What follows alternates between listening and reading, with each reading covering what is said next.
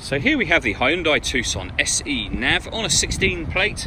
I'm going to start off by showing you around the outside of the car, and then we'll hop in and run through some controls on the inside. But from the outside you can see it's a 5-door car with alloy wheels. Let's start off inside the boot and then work our way around the rest of the car from there. So as we approach the boot, you'll see we've got reversing sensors. This car's also got a reversing camera. We've got a 60/40 split folding rear seat and plenty of boot space, as you can see. Underneath this tray section we have a full-size alloy spare wheel. Okay, so we're just going to work our way back round to the front of the car, and then we'll hop in and run through some controls on the inside. Now that we've done a full circle of it though, you can see it's in excellent condition the whole way round. Just briefly before we climb in, I think it's well worth seeing the interior from this exterior point of view. There's plenty to run through on the dashboard, so let's hop in and we'll do that now.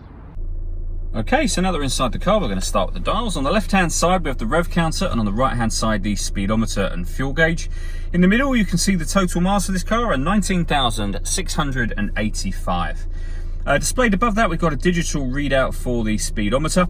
The information on this central screen can be changed. So we've got various different bits of fuel economy information. We've actually got different menus that run along the top. So satellite navigation, your lane departure warning menu, audio, vehicle settings, and then user settings as well, and eventually back round to the beginning again. And those buttons that I was using are these ones on the right hand side just here.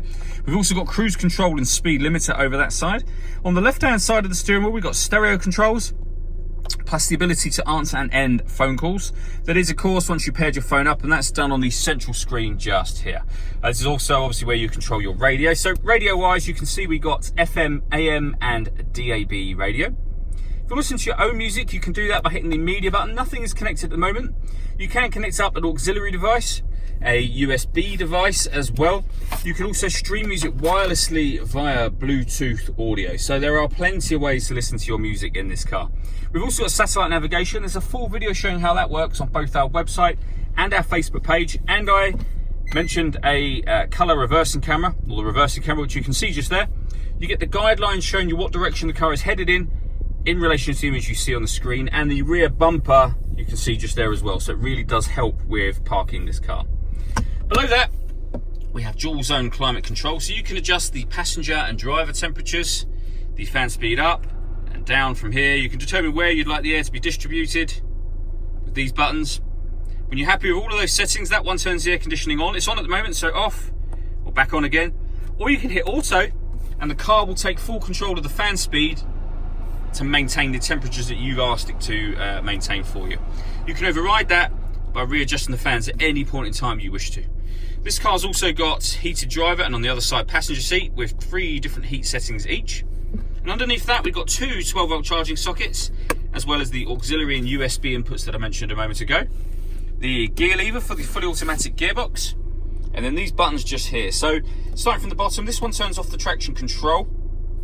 These 3, when you press them, there's no lights or anything to come on.